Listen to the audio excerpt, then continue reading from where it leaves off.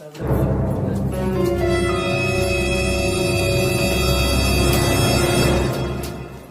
Sir, আমি চলে যাচ্ছি আর আমার 2-3 দিন ছুটি হবে।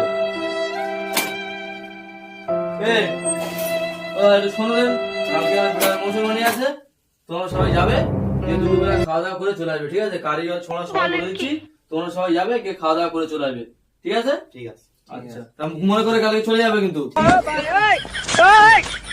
আরে হ্যাঁ, আমি যাবো না। কেন? তোমার কে তুমি যাবে? ও আর ওস্তাদ আর দাও দিবি। তোমার কি দাও যদি যাবো?